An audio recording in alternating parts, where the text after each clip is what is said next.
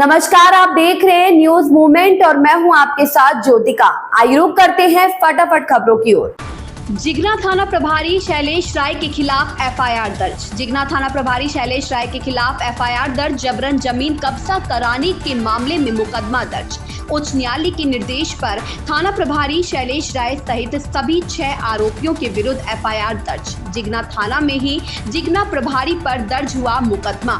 CJM ने मुकदमा दर्ज कराने का दिया था आदेश। बाद में सत्र न्यायाधीश ने लगाई थी रोक। पीड़ित के अधिवक्ता विष्णु सागर पांडे ने सत्र न्यायालय के विरुद्ध उच्च न्यायालय में दायर की थी याचिका। उच्च न्यायालय ने सत्र न्यायालय का आदेश रद्द कर सीजेएम का आदेश बहाल करते हुए मुकदमा दर्ज कराने का पारित किया था आदेश। संतोष गुप्ता की रिपोर्ट। तेज रफ्तार ट्रक दुकान में घुसी, एक की मौत, 3 घायल। मिर्जापुर में एक दर्दनाक हादसा हुआ है जहां तेज रफ्तार ट्रक की चपेट में आने से एक व्यक्ति की मौके पर ही मौत हो गई और 3 लोग गंभीर रूप से घायल हो गए। घटना देहात कोतवाली क्षेत्र के शाहपुर चौसा मोड़ पर हुई। ट्रक मिर्जापुर से सोनभद्र की तरफ जा रहा था। घायलों को इलाज के लिए ट्रामा सेंटर मिर्जापुर भेजा गया है। नाराज ग्रामीणों ने मिर्जापुर सोनभद्र हाईवे पर जाम कर दिया और सोनभद्र से आ रही रोडवेज बस पर पथराव किया, जिसमें कुछ यात्री मामूली रूप से चोटिल हो गए। देहात कोतवाली क्षेत्र के शाहपुर चौसा मोड़ के पास एक ट्रक अनियंत्रित होकर सड़क किनारे बनी दुकान में घुस गया। घटना स्थल पर एक व्यक्ति की मृत्यु हो गई है और 3 अन्य व्यक्ति घायल हो गए हैं। भारी संख्या में पुलिस बल ने ग्रामीणों को समझाकर जाम खुलवाया। पुलिस मृतक के शव को कब्जे में लेकर पोस्टमार्टम के लिए भेजकर जांच में जुट गई है। संतोष गुप्ता की रिपोर्ट।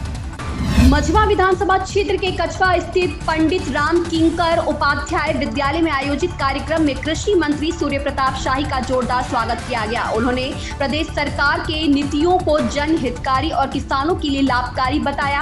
कहा कि केंद्र और प्रदेश सरकार किसानों की हर प्रकार से मदद करने के साथ ही उनके विकास के लिए कृत संकल्पित है। अब किसानों को खाद्य बीज और बिजली का इंतजार नहीं करना पड़ता। उन्होंने कहा कि किसान खुद पैदा करे, सरकार खरीदने के लिए तैयार है। किसान मोर्चा के कार्यक्रम में पहुंचे कृषि मंत्री ने सपा सुप्रीमो अखिलेश यादव के बयान पर कहा कि वे अपने कार्यकाल की बात कर रहे हैं, जब किसानों को खाद्य बीज नहीं मिलता था, रासायनिक खाद्य और बिजली का इंतजार करना पड़ता था। दुकानों पर लाइन लगाने के बावजूद किसानों को मायूस होकर लौटना पड़ता था। उन्होंने पुलिस की लाठी अलग से मिलती थी। कहा कि वे अपने जमाने की बात कर रहे हैं। मंत्री ने कहा कि धर्म के नाम पर देश का बंटवारा किया है। यह वो लोग हैं जो हिंदू धर्म स्थलों पर गाय की चर्बी और मछली का तेल मिलाकर सनातन धर्म के आस्था को चोट पहुंचा रहे हैं। समाज में अमन शांति के बजाय यह नक्सलवाद, आतंकवाद, आतंकवादियों के साथ ही टुकड़े टुकड़े गैंग का समर्थन करने वाले लोग हैं, जो समाज को बांटकर जनता को बरगलाकर देश और समाज को गुमराह कर रहे हैं। संतोष गुप्ता की रिपोर्ट। पहले कहा कि आप कृषि मंत्री भी हैं, तो ऐसे में अखिलेश यादव का सवाल है कि किसान परेशान है, खाद भी नहीं मिल पा रहे। 2 दिन पहले भी आप कहीं लाइन जरा मुझे दिखा दीजिए तो किसी दुकान पर कि यहाँ बीज नहीं, खाद नहीं है, वो दिखा दीजिए तो मैं बताता हूँ। वो अखिलेश यादव का अपने ज़माने की बात उनको याद आती है, जब किसान को महीने महीने लाइन लगानी पड़ती थी साधन सरकारी समितियों पर या गोदामों पर, और पुलिस डंडे मार करके वहाँ से खदेड़ा करती थी। ब्लैक पर बिका करता था, 100-100 रुपये, 200-200 रुपये ब्लैक की बोरी जारी करती थी। वो ज़माना बीत चुका है। आज सभी जनपदों के भीतर पर्याप्त मात्रा में हमारे पास रासायनिक खाद उपलब्ध हैं। बिजली पर्याप्त मात्रा में हम दे रहे हैं और किसान भाइयों के खरीदारी की भी हम गारंटी देते हैं कि वो जो पैदा करे हम खरीदेंगे उसको। मंत्री जी, सपा के विधायक ने बीजेपी सरकार को धमकी दी। महबूब अली ने, सपा के एक विधायक हैं महबूब अली, उन्होंने बीजेपी सरकार को धमकी दी है कि मुसलमानों की आबादी बढ़ रही है, अब तुम्हारा राज जाएगा। क्या कहेंगे? अब आप सोच सकते हैं कि उन लोगों की मानसिकता कैसी है। इन्हीं मानसिकता के लोगों ने देश का बंटवारा किया और पाकिस्तान बना। और बीजेपी पहले से ही इस बात को कहती है कि ये लोग देश के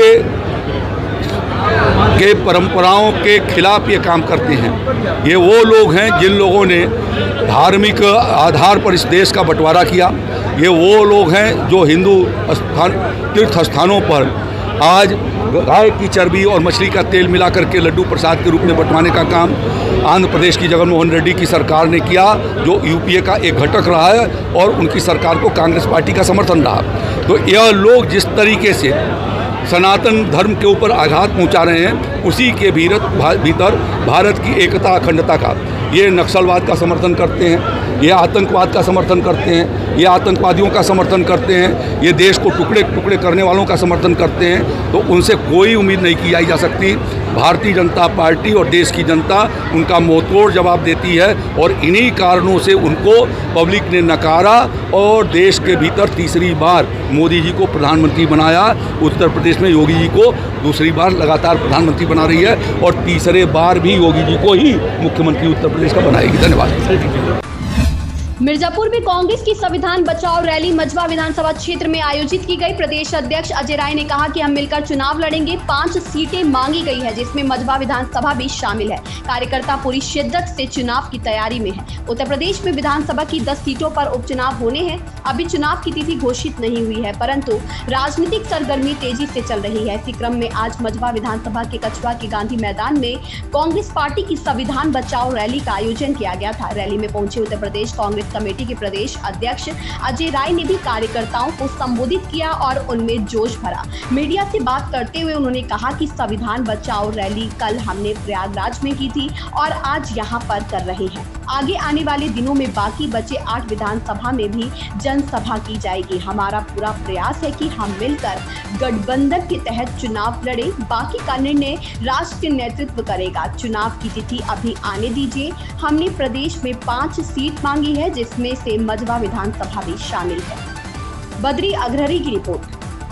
क्या है क्योंकि विधानसभा उपचुनाव यहाँ पे संविधान की जो रक्षा करना है, संविधान को बचाना, जो संविधान को बदलने की बात ये लगातार भाजपा के लोग कर रहे हैं, उसको आज हम लोगों ने आज ये मजमा कल इलाहाबाद में किया, आज मजमा के अंदर हुआ है और ये आगे 8 विधानसभाओं में और जहाँ उपचुनाव होने वाले वहाँ होने जा रहे हैं। उपचुनाव की तारीखें अब लगभग चुनाव आयोग घोषणा करने जा रही है। कहा जा रहा था कि आपने 5 सीटों की मांग की थी, लेकिन अभी तक आपका गठबंधन बन नहीं पा रहा है। देखिए, क्या कांग्रेस अकेले भी अगर नहीं होता है तो अकेले भी हम लोगों का पूरा प्रयास होगा कि मिलकर लड़ें, साथ मिलकर लड़ेंगे और बाकी निर्णय राष्ट्रीय नेतृत्व करेगा। अभी तक हो नहीं पा रहा, क्या वजह? अब ये अभी आने दीजिए, अभी डेट आई नहीं है, डेट आने दीजिए। राष्ट्रीय नेतृत्व को हमने 5 सीटों को दिया है प्रस्ताव, उसमें मझवा भी शामिल है और निश्चित तौर से पूरी ताकत के साथ हमारे कार्यकर्ता तैयारी कर रहे हैं। कांग्रेस अध्यक्ष ये श्योर कर रहे हैं कि हम लोग लड़ेंगे तो सपा के साथ गठबंधन नहीं। देखिए, अभी निश्चित तौर से मैंने प्रस्ताव दिया है और मिलकर लड़ने का पूरा प्रस्ताव गया है। बाकी नेतृत्व को निर्णय लेना है, जो निर्णय होगा उसको मानेंगे। अच्छा, मुद्दा क्या है? वही संविधान बचाओ रहेगा? संविधान बचाओ, महंगाई, बेरोजगारी, भ्रष्टाचार, कानून व्यवस्था, बच्चियों के साथ रेप और फर्जी बुलडोजर चलाना, फर्जी लोगों को जेल भेजना, जो सिटिंग विधायक है उसको जेल भेजकर उसको ऊपर कार्रवाई करना, ये सब सारे मुद्दे रहेंगे। हरियाणा आप भी गए हैं, वहाँ पे प्रचार करने जाएंगे? हरियाणा एक तरफा जीत रही है, एक तरफा। Thank you. भय हरनाथ धाम में आयुर्वेद चिकित्सा एवं योग शिविर 1 अक्टूबर को।